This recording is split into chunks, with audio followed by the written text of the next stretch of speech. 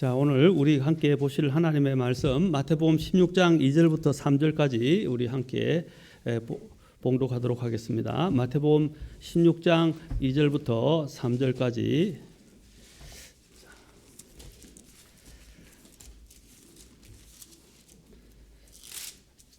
다 찾으셨으면 한음성으로 우리 같이 봉독하겠습니다. 마태복음 16장 2절부터 3절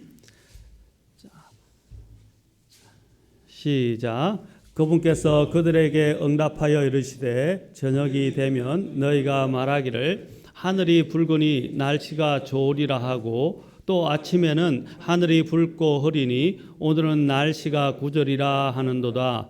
오 너희 위선자들아 너희가 능히 하늘의 모습은 분별하거니와 시대의 표적들은 분별하지 못하느냐.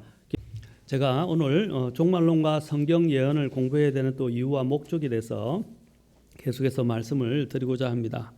제가 이제 이 성경에서 일어나는 모든 일들을 우리가 잘 알아야 될 오늘 이유들에 대해서 특별히 말씀을 드리고자 합니다.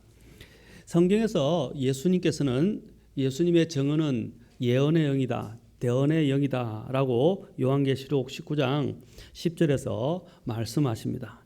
자, 예수님의 정언은 바로 예언의 영이다 라고 말하고 있습니다. 성경은 다 예언으로 되어 있습니다.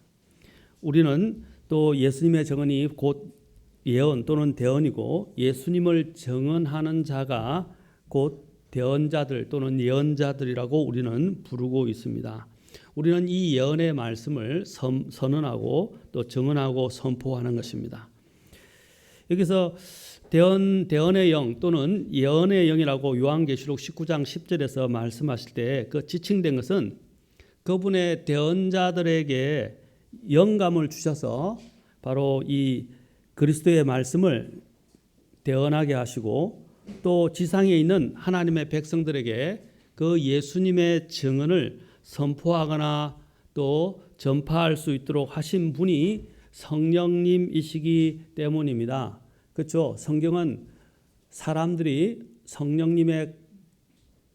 성령님께서 움직이시는 대로 영감을 받아서 바로 하나님의 말씀을 기록한 것입니다.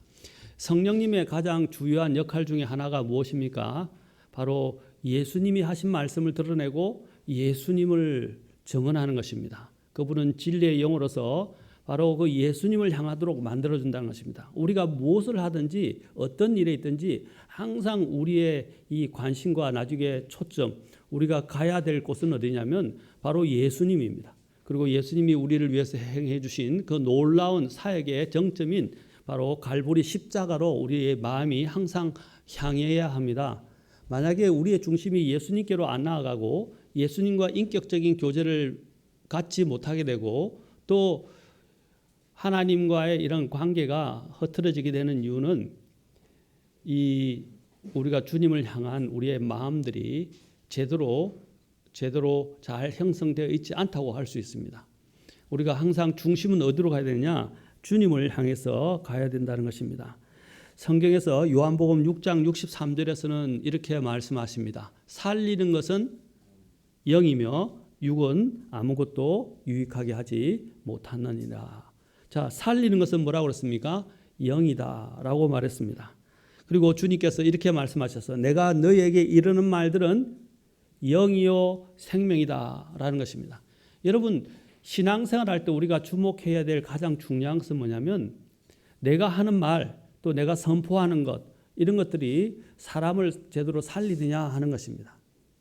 살리느냐 하는 문제입니다. 특히 하나님 그리스도의 말씀을 통해서 그 안에 예수님의 생명을 이렇게 싹트게 하고 또 예수님의 생명이 자꾸 자라나게 하느냐 하는 것들에 관심을 가져야 합니다. 주님은 사람을 살리는 이 역할을 합니다. 그러나 마귀는 어떻게 합니까? 사람들을 해치는 것입니다. 그것을 요한복음 10장에서 예수님께서 아주 잘 요약해서 말씀하셨습니다. 도둑이 오는 것은 뭐라고 그랬습니까? 죽이고 멸망시키는 것이다 라고 말씀하셨어요. 이 도둑의 역할, 그 사탄이 하는 거예요. 그러나 주님이 하시는 역할은 무엇입니까? 내가 온 것은 양으로 생명을 얻게 하고 더 풍성히 얻게 하려는 것이다 라고 말씀하셨다는 것입니다. 바로 이것입니다. 주님은 살리는 일을 하는 것입니다. 주님께서 내가 이르는 말은 영이요 생명이라 라고 하셨어요. 자, 우리가 좀 더 살펴봐야 될 이 대언은 예수 그리스도에 대한 대언이다 라는 것입니다. 다른 어떤 것보다도 우리는 예수 그리스도, 왜냐하면 성경은 예수님에 대해서 말하고 있는 것이기 때문입니다. 자, 다시 한번 우리가 요한복음 5장으로 가서 또 예수님께서 말씀하신 부분들을 한 번 더 짚어보고 우리가 같이 가도록 하겠습니다. 예수님께서 요한복음 5장에서 말씀합니다. 제가 이 말씀을 선포하는 것도 그냥 지식을 전하기 위한 것이 아니라 여러분들로 하여금 이 성경을 더 깊이 있게 알고 또 말씀을 들어서 예수님을 만나게 하는 거라는 것입니다. 요한복음 5장 39절부터 자 40절 이렇게 이야기하고 있습니다. 성경 기록들을 탐구하라. 너희가 그것들 안에서 영원한 생명을 얻는 줄로 생각하거니와 그것들은 나에 대하여 곧 예수님에 대하여 증언하는 것들이니라. 자, 그런데 중요한 건 뭐냐면 40절이 또 중요합니다. 그러나 너희 생명을 얻기 위해 내게 오기를 원치 아니하는도다. 이 사람들이 원하지 않기 때문에 생명을 얻지 못하는 거예요. 하나님은 인격적이십니다. 하나님은 인격적이세요. 여러분, 우리가 이렇게 우리의 이 마음이 참 중요한데 이 마음을 하나님도 원하시고 또 사탄도 이것을 가지고 장난을 치려고 합니다. 그래서 우리의 마음들을 자꾸 혼란스럽게 해서 우리의 마음의 중심이 하나님께 향하지 못하도록, 하나님의 말씀을 듣지 못하도록, 하나님의 말씀을 통해서 예수님을 만나지 못하도록 계속 역사한다는 거예요. 우리가 어떤 일을 했든지 우리는 다 누구를 섬기는 것입니까? 주님을 섬기는 것입니다. 그리고 또 뭐라 그랬어요? 무슨 말에나 무슨 행동에 있었으나 다 뭐라 그랬어요? 주 예수 그리스도의 이름으로 하고 하나님께 영광을 돌리기 위해서 우리가 해야 한다는 것입니다. 그런데 우리가 이런 경우도 있어요. 하나님께 영광을 돌리기 위해서 열심히 하지만 또 어떤 때는 반대에 부딪히기도 하고 또 우리를 오해하는 사람도 있고 또 우리를 미워하는 사람들도 있습니다. 여러분, 우리가 살다 보면 이런 일들이 많이 일어나죠. 특히 예수님도 반대자가 있으셨고 사도 바울도 반대자가 있었어요. 사도 바울을 보면 왜 사도 바울은 이렇게 하는데 왜 사람들이 떠나가는가? 이렇게 생각할 수도 있습니다. 사도 바울도 말년은 어떻게 했습니까? 다 나를 버리고, 그렇죠? 많은 사람들이 세상으로 돌아갔고 많은 사람들이 또 자신의 사역을 위해서 떠나갔었습니다. 우리가 모든 인간적인 모든 모습을 가지고 우리는 모든 것을 판단하면 안 됩니다.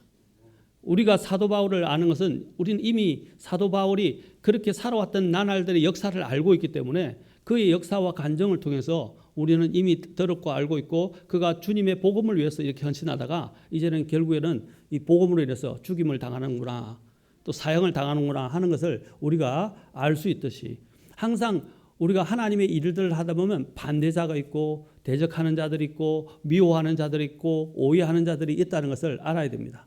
그럼에도 불구하고 성경은 뭐라 했습니까? 말씀을 때를 얻든지 못 얻든지 어떻게 그랬어요? 때에 맞든지 맞지 아니하든지 하나님의 말씀을 선포하라라고 하셨어요. 여러분, 우리에 대한 평가는 사람이 하는 게 아니에요. 자꾸 사람들의 소리에 우리의 귀를 기울이면 안 됩니다. 사람들이 뭐라고 하는가 중요하지 않아요. 제일 중요한 것은 내가 하나님의 진리를 따르고 있고 하나님의 뜻에 따라서 내가 순종하고 있는가라는 것이 더 중요한 거예요. 우리는 자꾸 사람들에 의해서 좌지우지되고 자기가 보는 것에 의해서 움직여진다는 거예요. 자기가 보고 듣는 것에 의해서 여러분 무조건 그것을 가지고 판단하지 마십시오. 물론 우리는 오감을 통해서 가장 먼저 인식을 하게 됩니다. 그건 오감만이 있는 게 아니에요. 또 어떤 사람은 직관을 믿는 사람들이 있어요. 직관. 탁 느낌으로 이렇게 느껴지는 어떤 직관력이 뛰어난 사람들이 있어요. 이 직관도요, 성경의 말씀을 통해서 검증이 되지 않으면 틀리는 거예요. 우리는 항상 무엇을 가지고 검증을 해야 됩니까? 하나님의 말씀을 가지고 검증을 해야 돼요. 어떤 사람은 자신의 직감을 가지고, 어떤 사람은 오감이 뛰어난 사람도 있지만 이 직관을 너무 믿는 사람들이 있어요. 제가 이제 여러 몇 사람들을 만나서 상담을 하고 또 이야기를 하면서 너무 자기 직관의 확신에 차 있는 사람들이 많고, 이 직관의 확신이 차 있는 사람들이 나중에 어떤 문제를 가졌게 되냐면 망상에 이르는 경우가 많아요. 망상. 그러니까 혼자 착각하고 상상의 나래를 펴고 또 잘못된 결론으로 이르게 되는 경우들이 많이 있다고요. 그 굉장히 무서운 거예요. 우리가 그 안에 있는 내면에서 일어난 그 일들을 깨닫지 못하고 보지 못했다면 우리는 기도하고 더 세워가기를 원하고 더 함부로 하나님 앞에 주님 앞에 나아가기를 원해야 됩니다. 오늘 여기서 말씀드린 것처럼 우리가 예수님에게도 일어난 많은 수많은 일들이 있었어요. 그리고 예수님을 따르는 제자들에게도 일어난 수많은 일들이 있었어요. 우리가 주목해야 할 바는 무엇입니까? 그들은 하나님의 사람이었고 또 하나님의 사람들이었고 또 하나님의 말씀을 선포했고 하나님의 복음을 위해서 일하다가 죽었습니다. 그리고 순교당했습니다. 그러면 우리는 그 하나님의 말씀에 주목을 해야 됩니다. 우리가 많이 이야기하잖아요. 왜 달을 가리키는데 달을 가리키는 손가락을 보느냐 이 말입니다. 그렇죠? 달을 가리키면 달을 봐야 되는데 달을 안 보고 자꾸 손가락을 본다. 이것이 요즘 정치가에서도 많이 회자되는 이야기예요. 자꾸 사람들이 뭘 하냐면 그 이야기하는 바의 의도나 그 목표를 봐야 되는데 자꾸 다른 걸 가지고 손가락을 가지고 시비를 건다는 거죠. 우리의 목적은 무엇입니까? 주님을 바라보고 주님을 위해서 일하는 거고 우리의 교회를 세워가는 것입니다. 맞습니까? 그리고 영혼들을 구령하는 거예요. 나중에 더 자세히 보겠지만 성경의 대언도 이와 다르지 않다는 것입니다. 성경의 대언이 가르치는 게 뭐냐? 바로 아까 그랬어요. 예수님의 정언은 대언의 영인데 바로 그것은 무엇을 가르칩니까? 성경의 예언과 대언은 예수님을 가르친다는 것입니다. 예수님이 오시는 것, 예수님이 어떻게 사셨는가, 또 예수님의 본을 따르는 것, 다음에 예수님이 다시 오실 것. 그렇죠? 그것을 가르친다는 거예요. 그러면 우리는 예수님을 주목해보고 우리의 마음을 그곳에 두고 그것을 향하도록 해야 된다는 거죠. 그런데 우리가 중심이 되는 것들은 바라보지 않고 그 중심 외에 다른 것들을 바라보기 때문에 자꾸 문제가 생기는 거예요. 그것은 달리게 하는 사람이 자신이 가야 될 목적과 목표를 잃어버리고 자꾸 딴 것을 보는 것과 같아요. 저도 이전에 초등학교 때는 운동을 잘해서 특히 달리기 선수였어요. 뽑혔어요. 그래서 달리기 선수를 했는데 달리기 선수는 피칭 연습을 합니다. 달리기 이렇게 하는 자세 연습을 많이 하고 또 달리기 연습도 하는데 그때 이야기하는 게 뭐냐면 특히 할 때 또 여러분 계주 하잖아요. 계주 서로 이어 달리기 같은 걸 하게 될 때는 절대로 뒤를 돌아보지 말라는 거죠. 뒤를 돌아보지 말라는 거죠. 바톤을 이어받아도 그 바톤을 어떻게 합니까? 뒤로 내밀고 바톤의 느낌을 가지고 딱 받자마자 바로 달리라고 제 있을 때는 그렇게 배웠어요. 그리고 달릴 때도 또 100m 같은 경우는 단거리 같은 것도 하거나 200m 단거리 할 때도 어떻게 하냐면 옆에 사람이 어떻게 달려오는지 관중들이 뭐라고 이야기하든지 뭐라고 야유하는지 뭐라고 이야기하든지 듣지 말라는 거죠. 목표만 보고 달려가라는 겁니다. 목표만 보고. 그렇게 해야만이 되는 것처럼 우리도 마찬가지입니다.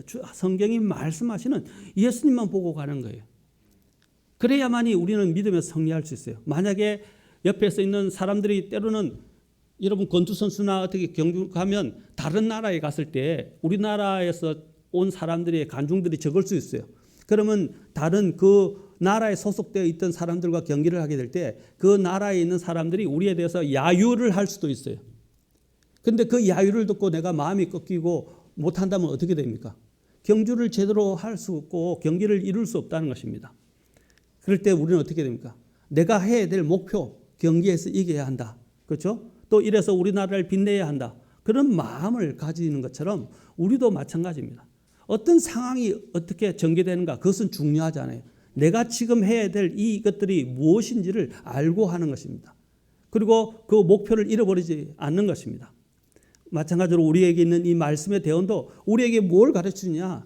예수님을 가르치고 우리는 예수님을 바라보아야 한다는 것입니다. 그리고 예수님을 인격적으로 만나야 합니다. 그래야 아까 말씀하신 대로 뭐라 그랬습니까?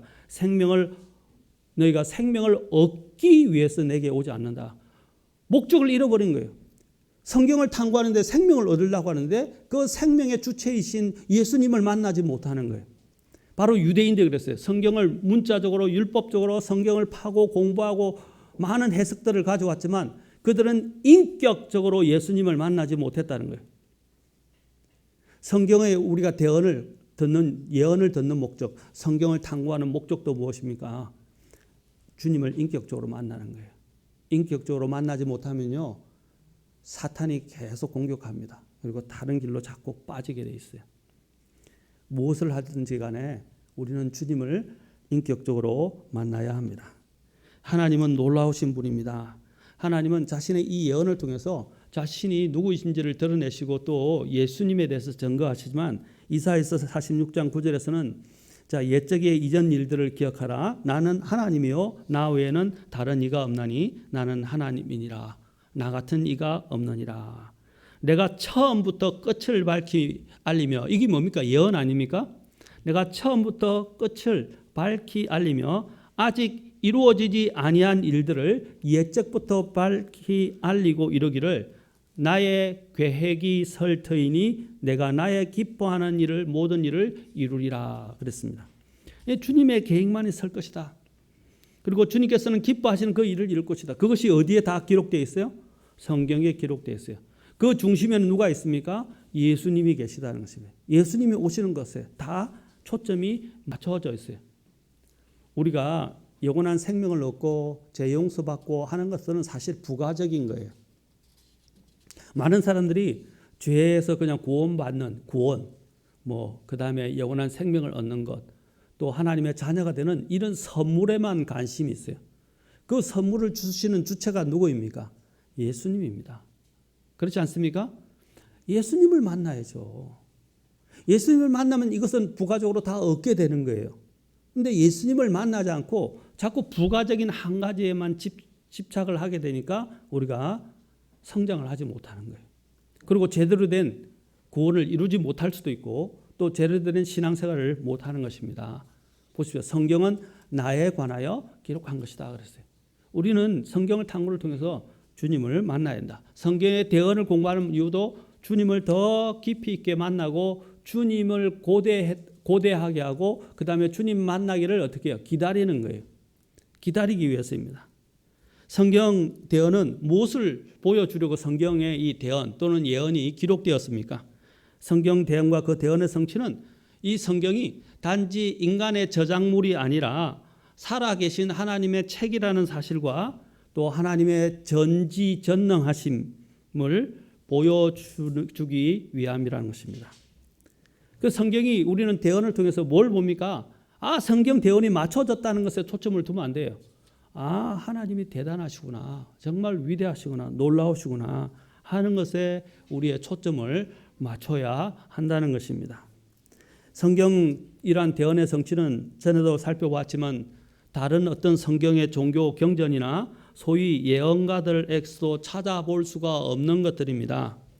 에드가 케이시라든지 또 우리가 알고 있는 노스트라다무스라든지 수많은 사람들의 이 예언의 책들이 번역되고 나와가지고 사람들을 현혹시키고 또 온 곳에서 이렇게 회자되고 있습니다. 심지어 유튜브 같은 데도 많이 나와요. 심지어 요즘은 또 정치가 좀 정권이 바뀌게 되면서부터 또 점성술가들이라든지 이 많은 이런 점쟁이들이 또 판을 치고 있더라고요. 여러분 우리가 봐야 할 것은 그것이 모든 것은 하나님의 손에 있어요. 우리는 하나님께 기도해야 되고 하나님께서 그 뜻을 펼치실 수 있도록 또 우리는 하나님의 뜻에 맞추도록 우리는 기도하고 또 말씀을 연구하고 또 주님께 철저히 신뢰를 두어야 합니다. 혹여나 여러분들이 하나님이 아닌 것들에 자꾸 현혹되고 다른 것들을 뒤적이거나 찾게 된다면 여러분은 결국 사탄의 시험에 빠지게 됩니다. 어떤 정말 아주 신실한 또 외부에 있다가 이 사탄주의자가 되었다가 이제 하나님께로 회심을 해서 사탄주의 그때 사제였던 걸로 알고 있는데 그 사제였다가 하나님께로 귀의한 사람이 한 증언하는 증언을 외국에서 직접 들었어요. 그 사탄주의자들이 이야기하는데 거기는 굉장한 일들이 일어납니다. 인신제사를 드린다든지 하는 일들, 사람을 죽이는 일들 그런 것들에 대해서 증언을 다 하더라고요. 자기들은 직접 목격한 것이니까. 그 유명합니다. 유명한 그분이 증언을 하는 것 중에 또 하나가 뭐냐면 이런 사탄이 틈탈 수 있는 어떤 이런 여러 가지를 우리 주변에 두지 말라는 거예요. 가장 대표적으로는 문신도 마찬가지고 특히 악마 문신 같은 거 있잖아요. 해골 문신, 악마 문신 이런 것들을 몸에 두거나 이렇게 하는 것도 굉장히 위험하대요. 바로 그것은 사탄에게 통로를 열어주는 것이라고 하는 것입니다. 그래서 여러분들에게 제가 태투, 문신 같은 거를 하지 마라. 라고 이야기하는 것입니다. 그런 것들을 함부로 하지 말라는 거예요. 그런 것들이 다 사탄이 들어올 수 있는 통로를 열어주는 것이다 하는 것입니다. 우리가 해야 할 것은 뭡니까? 그런 것들에 의해서 뭔가를 얻으려고 찾으려고 하지 말라는 거예요.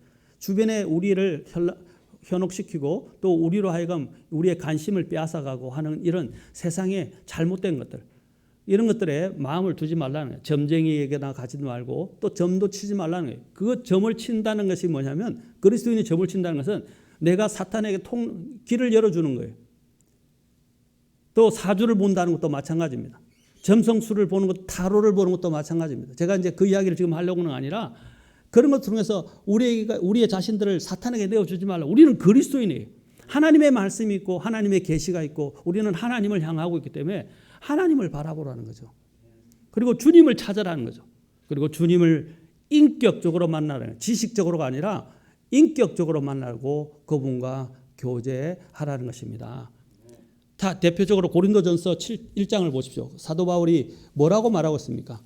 사도 바울이 고린도전서 1장에서 우리에게 강력하게 이야기하시는 바가 있어요. 우리를 하나님께서 우리를 부르시는 이유가 무엇입니까? 자, 9절에 보십시오. 9절에 보니까 이렇게 말씀하시죠. 자, 8절부터 보겠습니다. 8절부터. 그분께서 또한 너희를 끝까지 견고하게 하사, 자 보십시오. 우리 주 예수 그리스도의 날에, 그리스도의 날이라고 이야기하죠. 우리 주 예수 그리스도의 날에 너희가 책망받을 것이 없게 하시리라 라고 이야기하죠. 이 그리스도 심판석과 관련되어 있습니다. 자, 9절에 보십시오. 같이 읽겠습니다. 시작. 너희를 부르사 자신의 아들 예수 그리스도 우리 주와 교제하게 하시는 하나님은 신실하시도다. 하나님은 우리를 부르신 목적이 뭐라고요? 네, 바로 우리 주 예수 그리스도 우리 주와 교제하게 하기인 겁니다. 교제해야 한다. 이 사귐이라는 거죠. 그냥 예수님을 알고 믿는 정도에서 그치면 안 돼요. 우리는 주님과 사귐을 가져야 됩니다. 주님과 교제해야 됩니다. 우리가 예언을 공부하는 목적도 하나님이 이 성경의 저자일 뿐 아니라 그 성경의 주제이신 예수 그리스도를 만나는 거예요. 그래야만이 우리는 더 하나님을 알아갈 수 있고 또 하나님의 능력을 체험할 수 있고 또 하나님의 그 기쁨이 무엇인지 우리가 알고 주님의 우리를 창조하신 목적대로 우리는 주님을 기쁘시게 하며 살게 되기를 원하게 된다는 것입니다. 이 마음이 형성이 저절로 되는 거예요.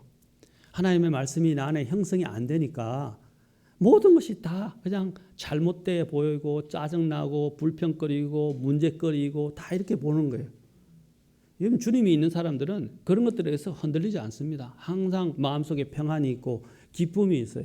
항상 마음이 평안해. 어떤 일이 있어도 잠시 우리가 슬퍼할 수는 있지만 잠시 약간 이렇게 염려할 수는 있지만 항상 마음이 어떻게 합니까? 다시 보십시오. 물을 보십시오. 물에 잔잔한 호수가 있는데 잔잔한 호수에 돌을 던지면 어떻게 돼요?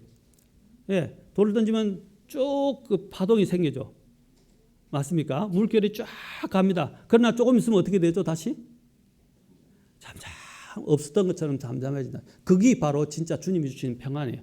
우리에게 돌 같은 것들, 이런 시험거리들, 어떤 문제거리들이 다가와서 우리를 흔들어 놓을 수는 있지만 다시 조금 있으면 그냥 다시 평정을 찾는 것처럼 우리가 주님 안에 있는 사람들은 이와 같다는 거죠. 다른 어떤 것들이 들어와도 흔들림 없이 견고하게 있는 거예요. 바로 이 성경 예언을 통해서 주님을 만나게 되면 그 사람들은 그렇게 더 안정적으로 된다는 거예요.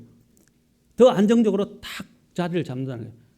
잠시 와서 이렇게 흔들릴 수 있고 파문이 일고 그죠? 물결을 칠 수는 있지만 그러나 다시 고요를 찾는 것과 같다는 것입니다. 주님을 만나는 것은 정말 놀라운 일입니다. 우리 주님은 정말로 놀라우시는 분입니다. 우리는 주님을 만나면 사람이 변화된다는 거예요. 여러분, 우리는 증거가 필요해요. 우리는 행위로 구원받지 않지만 정말로 믿는 사람들은 그 삶 속에 뭐가 나타납니까? 행위가 나타나게 돼 있어요. 그게 야고보가 이야기하는 거예요. 행위가 나타난다는 것입니다. 행위로 구원받는 건 아니지만 정말로 믿는 사람들은 행위라는 게 뭡니까? 그 사람이 순종하고 그의 삶이 달라진다는 거예요. 삶이 달라지기 시작하는 거예요. 그런데 예수님을 믿은 이후로 내 삶이 계속 변화 안 되고 갈수록 더 잘못되거나 또 똑같은 모습을 갖고 있다면 그것은 영적인 탄생의 문제거나 영적인 문제를 갖고 있다는 걸 말해줍니다. 나는 예수님을 믿은 뒤로 변화되고 있습니까? 나는 예수님을 믿은 뒤로 주님과 더 가까워지고 있습니까? 주님과 사귐이 더 깊어지고 있습니까? 그렇지 않다면 내가 아무리 성경 대언을 듣고 성경을 알고 배운다 할지라도 절대로 성장이 없고 앞으로 나아가지 못합니다. 사랑하는 성도 여러분, 주님을 그냥 형식적으로 만나지 마십시오. 그냥 억지로 만나지 마십시오. 아까 주님이 오신 목적이 뭐라 그랬어요? 도둑이 오는 것은 그를 죽이고 그저 멸망시키는 것이지만 주님이 온 것은 양으로 생명을 얻게 하고 더 풍성히 얻게 하는데, 근데 내 삶이 풍성해지고 있습니까?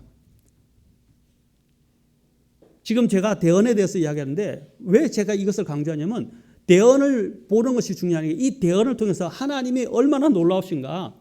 성경은 하나님의 책이며 하나님의 위대하신가 놀라심을 통해서 우리는 그 성경의 주제이신 예수님을 통해서 내 삶이 풍성해지고 더 주님과의 교제가 깊어져야 된다는 거예요. 그런데 주님과의 교제는 자꾸 나날이 메말라가고 점점 힘들어진다면 병이 든 거예요. 영적으로. 자꾸 다른 것들을 기웃거리게 되고 그 목적을 우리는 가져야 합니다.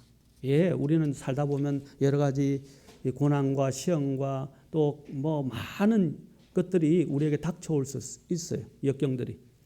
그러나 그런 시험과 역경에 의해서 우리가 흔들리면 안 돼요. 아까 그것은 정말로 주님과 교제가 진실한 사람들, 이렇게 잘 되어 있는 사람들은 아까 잠시의 파문은 일어날 수 있지만 그것들이 그 사람을 완전히 전체를 흔들지 못해요. 다시 고요하게 되는 것처럼 우리는 주님과의 교제가 이와 같아야 합니다. 세상을 살다 보면 이런 일 저런 일 생각도 못한 일들이 얼마나 많이 생깁니까?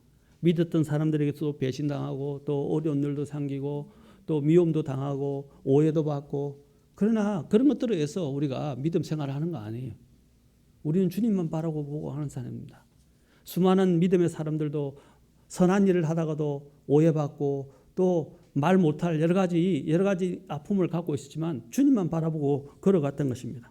우리가 성경의 대언을 공부하면서 우리는 주님을 더 사랑하게 되고 주님을 더 기대하게 되고 더 기다리게 되고 주님 앞에서 더 견고해져야 합니다. 제가 성경 대언에 대해서 이제 앞으로 도표로 이야기할 것이지만 그것은 여러분들에게는 성경이 얼마나 놀라운가, 하나님의 말씀이 무엇을 가르치는지 보고 기대하고 기다리게 하기 위함인 것입니다. 우리는 주님이 오시는 것을 직접 목격하게 될 날이 올 것입니다. 그리고 주님이 오시게 되면 모든 것들을 다 판가름하실 것입니다. 그리고 심판하실 것입니다. 데살로니가후서 1장 7절과 8절에서는 결론적으로 주님의 오심과 관련해서 특히 대언의 가장 마지막 절정인 예수님의 오심과 관련해서 이렇게 기록하고 있습니다.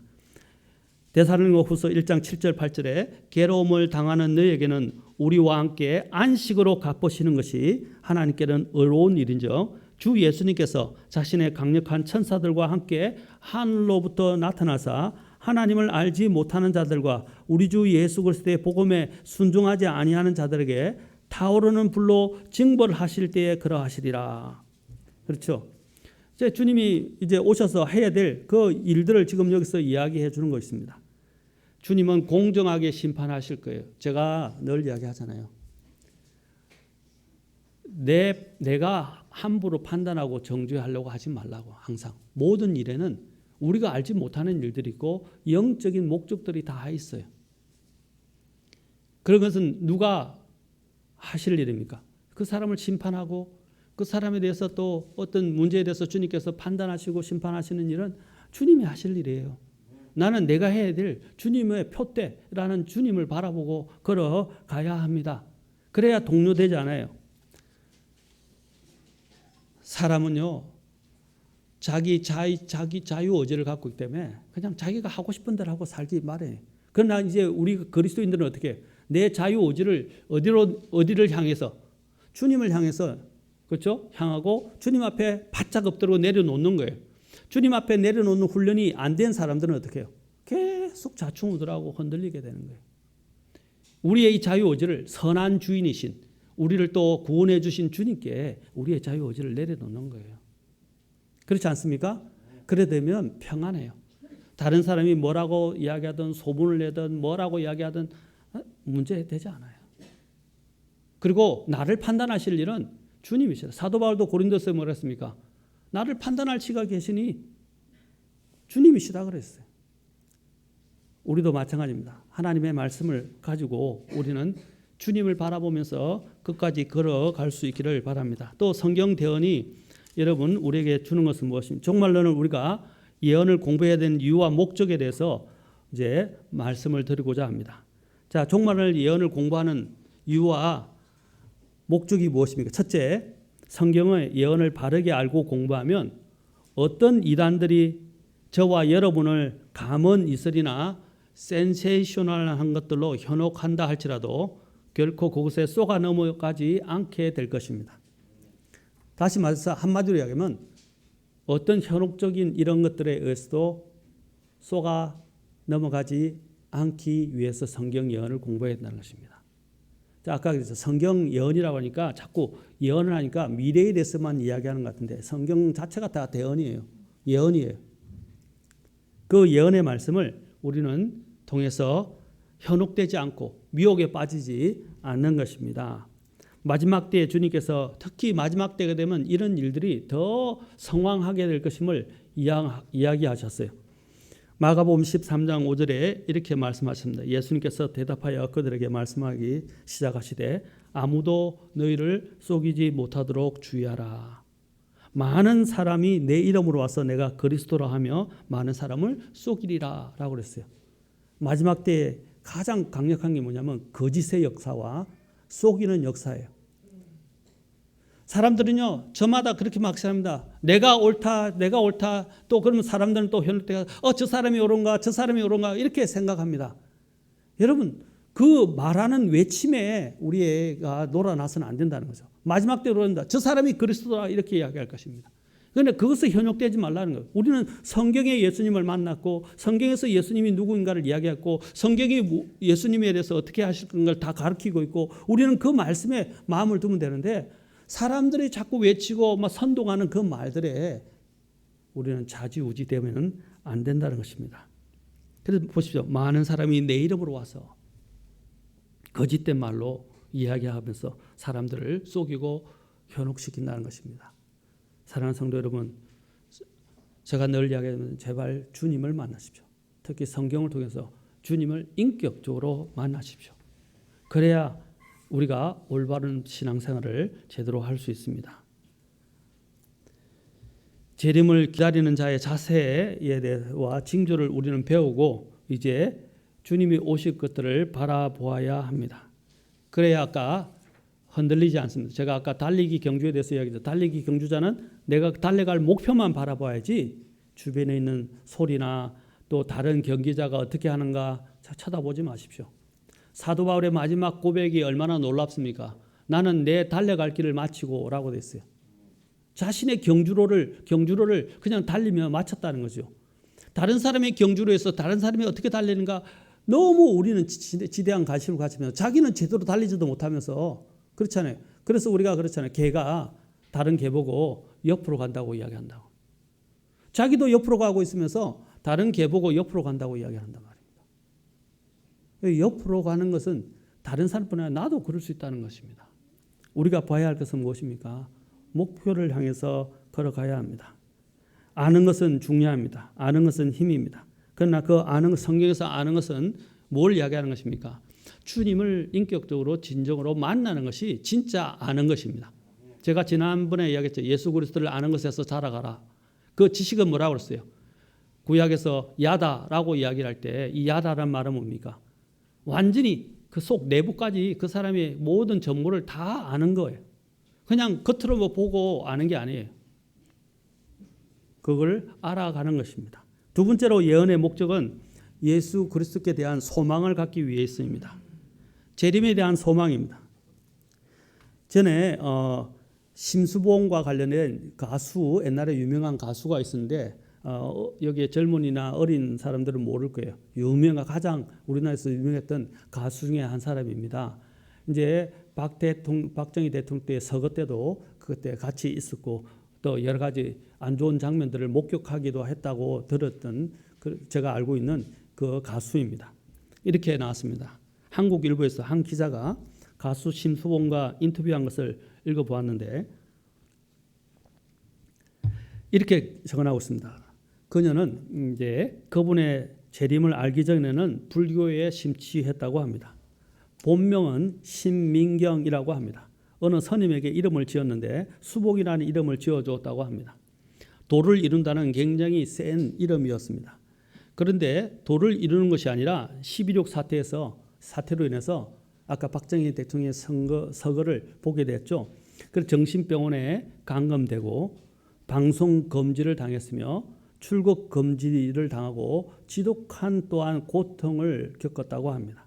어릴 때부터 아버지 없이 자라 남자를 통해 그 사랑을 채우려고 하다 보니 결혼도 하지 않고 아이를 낳고 2차례나 결혼에 실패를 했다고 합니다. 그러나 예수님을 영접하고 새로운 삶이 시작됐다고 합니다. 재림을 아는 신앙을 가졌다는 것입니다. 그리스도 안에서 평안을 누리게 되었다고 했습니다. 그러자 기자가 심수봉 하면 한이 있고 그 처절한 슬픔이 감동을 줬던 건데 너무 마음의 평안을 찾아버리면 우리로서는 좀 곤란하지 않나 싶은데요 라고 말하자 심수봉이 뭐라고 하냐, 안 그래요. 왜냐하면 가장 아름다운 고통을 노래할 수 있으니까요. 완벽한 사랑은 그리스도의 사랑밖에 없어요. 음악은 그런 폭까지도 아울러 갖고 있지 않으면 안 될 것 같아요. 그래서 다시 기자가 질문했습니다. 다시 태어난다면 어떤 생을 살고 싶으세요? 저는 기독교인이기 때문에 다시 태어날 일은 없어요. 이제 영원한 곳에서 큰 상을 받을 수 있도록 남은 생애를 즐겁게 이 세상에 태어난 소명을 다해야 된다고 생각해요 라고 말했습니다. 그래서 그리스도의 재림을 아는 삶과 예수 그리스도의 재림을 모르는 삶을 이렇게 큰 차이가 난다는 것을 이야기해 준 것입니다. 사랑 성도 여러분, 저도요 이게 유명한 사람들, 특히 박근혜 대통령뿐 아니라 뭐 이전에 또 유명한 사람들을 보거나 심지어는 박진영 같은 경우도 사실 옛날에 잠깐 박진영이가 신을 찾는다고 이야기하는 방송을 잠깐 지나가다가 봤어요. 그 다음부터 어떻게 했는지 아세요? 저 사람들이 구원을 받으면 하나님께 큰 영향을 많은 사람들이 큰 영향을 끼칠 수 있을 건데 그때부터 시작하면 박진영 씨를 위해서 기도했어요. 박진영을 위해서 구원받게 해달라고. 그런데 요즘 와서는 구원받았다고 막 간증하고 다닌다고 하더라고요. 또 지금 제가 박근혜 대통령을 위해서도 기도합니다. 물론 우리 교회에 있는 성도들뿐 아니라 박근혜 대통령을 위해서도 기도한다고. 얼마나 많은 혹독한 일들을 감옥에서 겪었어요. 그래서 제가 할 수 있는 일은 주님을 만날 수 있으면 좋겠다. 마지막 남은 이때에 뭐 어떤 정의, 뭐 역사적 평가 이런 것 다 고사하고 정말 하나님을 만나서 하나님 안에서 그 평안 가운데서 생명 가운데서 그냥 안식을 얻고 위로를 얻고 돌아가실 수 있으면 좋겠다. 그리고 천국에 가실 수 있으면 좋겠다. 그렇게 기도를 해요. 여러분도 마찬가지예요. 누가 어떻고 막 그런 거 보지 마시고 우리가 해야 할 일은 뭡니까? 그 영혼을 위해서 기도하고 그 영혼이 구원받고 하나님을 알고 그렇죠? 아까 주님의 재림을 바라보고 기다리게 하는 것입니다. 주님이 오시면 모든 게 해결돼요. 모든 게 끝날 뿐 아니라 모든 게 해결됩니다. 아멘. 그래서 우리는 주님의 이 예언을 통해서 소망을 가져야 합니다. 십자가에 못 박기 전에 주님의 재림은 유대인에게만 주어진 약속이 아니라 교회에게도 주어진 약속입니다. 많은 사람들이 그것은 유대인에게만 주어졌다고 하는데 이게 유대인의 예언의 중심에 있습니다. 그러나 또한 교회에게도 주어진 약속이라는 것입니다. 십자가에 못 박히기 전에 좌절과 시리에 빠져 있는 제자들에게 위로와 권면의 말씀을 예수님께서 주셨습니다. 주님께서 요한복음 14장에서 뭐라고 말씀하셨습니까? 요한복음 14장에서 우리가 잘 알고 있는 말씀이죠. 주님께서 그들에게 무엇을 이야기했어요? 주님이 떠나가면서 그들에게 주신 목표가 무엇이었습니까?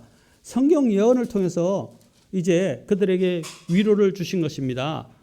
너희는 마음에 근심하지 말라. 하나님을 믿고 또한 나를 믿으라. 내 아버지 집에 거할 곳이 많도다. 그렇지 않으면 내가 너에게 말해 주었으리라. 내가 너희를 위해 처소를 예배하러 가노니. 자, 이게 더 중요합니다. 가서 너희를 위해 처소를 예배하면 내가 다시 와서 너희를 내게로 받아들여 내가 있는 곳에 거기에 너희도 있게 하리라 그랬어요. 아멘. 주님을 향해 우리가 결국 뭡니까? 주님이 오시는 것을 기대하는 거예요. 주님이 오시면 다 됩니다. 주님은 이 세상을 떠나실 때와 마찬가지로 정확하게 똑같은 방식으로 이 땅에 오실 것에 대해서 말씀하셨어요. 그래서 우리는 소망을 갖고 있는 것입니다. 이 소망은 확실한 소망입니다. 그렇죠? 영원한 생명의 소망일 뿐 아니라 확실한 소망입니다. 우리는 이 소망을 붙들고 살아야 돼요. 그래서 저도 요즘 와서는 더 많이 피곤함을 느끼고 너무 많은 이런 일들을 겪어오면서 하루라도 주님 속히 오시면 좋겠다. 빨리 오시면 좋겠다. 모든 걸 종결시키시면 좋겠다라는 생각을 하게 됩니다. 여러분, 이 세상에 마음을 두지 마십시오. 이 세상은 끝납니다. 심판하에 처해 있고 이 세상은 나중에 다 불태워질 것입니다. 이 세상에 발을 붙이고 마음을 두고 영원히 살 것처럼 생각하지 마시라. 우리 주님이 오실 거예요. 우리 주님이 오면 이 세상보다 더 좋은 세상을 가지고 오실 것입니다. 우리가 장차 다가올 세상에 대해서 이번 표를 두고 있지 않습니까? 그 다가올 세상을 바라보면서 살아가야 합니다. 특히 예수님께서 성천하실 때 제자들 앞에서 천사들이 나타나서 뭐라고 말했습니까? 그분께서 오실 때에 그렇죠? 자, 하늘을 바라보고 주목하여 바라보고 있는데 흰옷 입은 두 남자가 그들 곁에 서서 그들에게 이르되 너희 갈릴리 사람들아 어찌하여 서서 하늘을 바라보고 있느냐? 또 그들이 이르되 너희 갈릴리 사람 어찌하여 하늘을 서서 하늘을 바라보고 있느냐? 너희를 떠나 하늘로 들려 올라가신 바로 이 예수님께서는 너희를 떠나 하늘로 들려 올라가신 바로 그 예수님께서는 이 예수님께서는 너희가 하늘로 들려가심을 본 그대로 오시리라라고 말씀하셨어요. 예수님께서는 다시 오실 것입니다. 우리는 그걸 바라보고 살아야 합니다. 아까 마음에 근심하지 말고 그렇죠? 근심하지 말라고 말씀하셨어요. 나를 믿고 하나님을 믿고 나를 믿으라 하셨어요. 여러분 그리고 데살로니가 전서에서는 이 휴거와 관련해서 말씀하시면서 뭐라고 말했습니까? 데살로니가 전서 4장 18절에서 그러므로 이 말씀대로 서로 위로하라라고 말씀하셨어요. 그리고 고린도전서 15장 58절에서도 바로 부활과 휴거에 대해서 이야기하고 난 다음에 뭐라고 말했습니까? 고린도전서 15장 58절에서도 그러므로 내 사랑하는 형제들아 너희는 굳게 서서 흔들리지 말고 항상 주의 일을 넘치게 하라. 자, 흔들리지 말라 그랬죠. 동료되거나 다른 걸 보고 막 이렇게 산만하고 마음을 뺏기지 말라고 그랬어요. 주의 일을 넘치게 하라. 항상 주의 일을 넘치게 하라. 우리가 해야 될 사명, 우리의 목적, 목표, 그 다음에 우리의 사명에 대해서 생각하라는 거죠. 우리가 무엇을 해야 하는가. 그러면서 말씀도 한 가지 말씀하셨어요. 너희 수고가 주 안에서 수고하라 그랬잖아요. 그런데 너희 수고가 주 안에서 헛되지 않은 줄 너희가 아느니라. 절대로 헛되지 않다는 것입니다. 마치 신랑을 기다리는 신부의 마음과 같이 오늘 그리스도인의 마음이기에 우리는 어떻게 됩니까? 주님께서 오실 것들을 마치 신부가 신랑을 기다리듯 바라보며 기다려야 합니다. 주님은 우리의 신랑이 되시고 또 우리의 주인이 되시는 우리의 구원자이신 우리는 주님을 직접 대면하여 눈과 눈으로 얼굴과 얼굴을 대면하여 보면서 우리는 보게 될 그 복된 날이 오게 될 것입니다. 그래서 마지막에 사도 베드로가 베드로후서 3장에서 예수님의 재림에 대해서 경고하면서 뭐라고 말했습니까? 같이 한번 가서 보겠습니다. 자, 베드로후서 3장 이제 하고 자, 봅시다. 베드로후서 3장에서 여러분 항상요 마지막 서신에는 자신이 하고자 하는 마지막 가장 중요한 것들을 항상 밝히고 있습니다. 자, 사도 베드로가 마지막에 가서 그들에게 남겼던 말씀이 지금 계속 제가 말씀을 드리고 있는데 자, 마지막에 대해서 이야기한 것이 무엇인가? 자, 베드로후서 3장 12절 보십시오. 12절과 13절, 그 다음에 14절. 자, 같이 읽겠습니다. 시작. 하나님의 날이 오는 것을 기다리고 서두르라. 그날에 하늘들이 불이 붙어 해체되고 원소들도 뜨거운 열로 녹으려니와 그럼에도 불구하고 우리는 그분의 약속에 따라 의가 거하는 새 하늘들과 새 땅을 기다리는 도다. 그러므로 사랑하는 자들아 너희가 그러한 것들을 기다리나니 너희가 점도 없고 흠도 없이 화평 중에 그분께 발견되기를 힘쓰라. 자, 주님 앞에서 주님이 오시는 걸 기다리고 서두르라 그랬어요. 기다리라. 그렇죠? 기다리고 서두르라. 그러면서 뭘 했어요?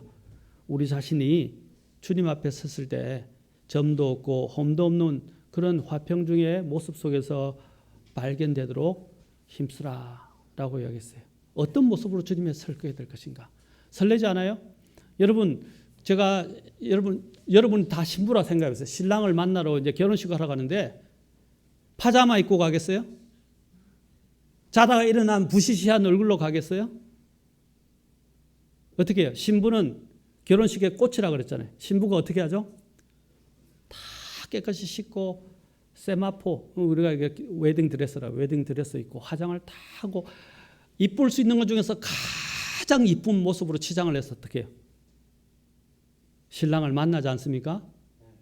그렇게 결혼 안 하셨나요? 예, 그렇게 결혼하셨죠. 예, 마찬가지 우리가 신랑이 있는 주님을 만날 때 가장 아름다운 모습, 그게 뭡니까? 가장 거룩하고 순수한 모습, 그렇죠? 그런 순종을 가지고 주님을 만나야 한다는 것입니다. 여기 그게 말하는 거예요. 점도 없고 흠도 없이 화평 중에 그분께 발견되기를 힘쓰라. 또 성경 우리가 예언을 공부하는 이유는 바로 소망 중에, 그렇죠? 소망을 갖게 하기 위해서. 또 하나는 무엇입니까? 회개하기 위해서. 바로 베드로후서 3장에서 말합니다. 회개에 대해서 이야기하죠. 3장 9절 보십시오. 주께서는 자신의 약속에 대해 어떤 사람이 더디다고 생각하는 같이 더디지 아니하시며 오직 우리를 향하여 오래 참으사 아무도 멸망하지 않고 모두 회개에 이르기를 원하시느니라. 모두 회개하기를 원하기 때문에, 그렇죠? 성경 예언을 공부하는 거예요. 여러분 구원받은 사람도 회개해야 됩니다. 맞습니까? 물론 회개해서 구원받아야 되지만 또 회개를 통해서 우리는 주님 앞에 바로 서도록 해야 됩니다. 모든 사람이 회개하기를 원하죠. 그래서 주님이 자꾸 더디는 거예요. 너 아직 준비 안 됐어. 내가 조금 기다릴 테니까 좀 고쳐. 라고 주님이 말씀하시는 거예요. 너 행실을 좀 바꿔. 내가 오면 너 대단히 책망을 받을 수 있어. 네가 더 좋은 것으로 보상받기 위해서 좀 변화돼. 내가 조금 더 기다려줄게. 하는 게 주님의 마음이에요. 맞습니까? 그 주님의 마음을 읽어야 돼요. 그런데 주님의 오시는 것들이 마치 자기에게 어떤 권리를 남용하고 또 내 자유로 방종하라고 주님께서 내게 주신 것이 아니라는 거예요. 조금 기다릴 테니까 나중에 오면 엄히 꾸짖을 수 있으니까 정신을 차려. 내가 조금 더 기회를 줄게 하시는 거예요. 그래서 아무도 멸망하지 않고 모두 회개에 이르기를 원하십니다. 그래서 15절도 이렇게 말하잖아요. 15절 보세요. 또 우리 주의 오래 참으심이 뭐라고 그랬어요? 예, 구원인 줄 알라. 예? 바로 오래 참으심이 구원인 줄로 여기라란 말입니다. 그 주님의 오래 참으심을 어떻게 우리는 역이용하거나 나쁘게 악용해서는 안 된다는 거예요. 주의 오래 참으심 뭐라고요? 나의 구원을 위해서다. 그리고 온전한 모습으로 주님 앞에 발견되도록 하기 위해서 기회를 주시는 거예요. 그게 얼마나 감사한 일인지 몰라요. 기회가 있다는 것. 기회가 있을 때 어떻게 해요? 돌아서야 합니다. 사랑하는 성도 여러분, 또 마지막으로 성경 예언이 주는 것은 무엇입니까? 영혼이 구원받는 거예요. 구령. 가장 귀한 열매는 무엇입니까? 영혼이 구원받도록 하는 열매입니다. 아멘. 영혼 구원을 위해서 기도하십시오. 그리고 영혼 구령에 힘쓰십시오.